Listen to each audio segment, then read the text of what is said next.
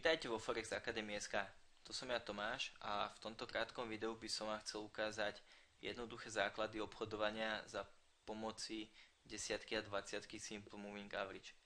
Ako môžete vidieť v tomto grafe, je to graf euro-dolár a mám ho nastavený na 10-minútové candlesticks, čo sú tieto červené a zelené paličky, kde každá z nich predstavuje pohyb ceny v priebehu 10 minút.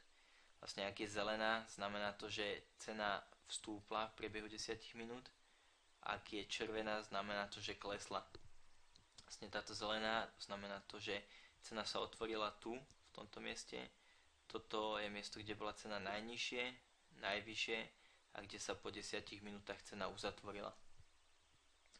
Vlastne táto je červená, znamená to, že cena sa tu otvorila, tu bola najvyššie, bola najnižšie a po 10 minútach sa uzavrela. Vlastne čo by som vám chcel ukázať je, všimnite si tieto prekríženia, máme ich tu 6 v priebehu 2 dní a mohli by sme povedať, že 5 z nich nám naznačilo smer, ktorým sa bude cena pohybovať správne. Vlastne prvé prekríženie desiatky a dvaciatky Simple Moving Average máme tu.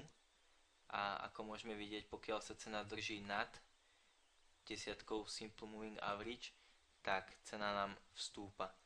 Ak máme prekríženie a cena je pod desiatkou Simple Moving Average, tak cena klesá. Toto je veľmi pekný signál.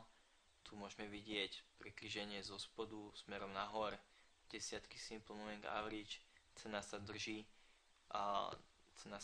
nad desiatkou Simple Moving Average a v podstate v priebehu hodiny vstúpla viac ako 100 bodov. Ja čo by som vám odporúčil je pozrite sa na tento graf a ak máte možnosť tak a máte demo účet alebo live účet, otvorte si to doma, nadstavte si graf povedzme euro-dolár, dajte si tam desiatku a 20 Simple Moving Average, dajte si to na 10 minútové candlesticks a skúste sa pozrieť na vývoj ceny za posledný týždeň. Všimnite si prekríženia medzi týmito jednoduchými čiarami.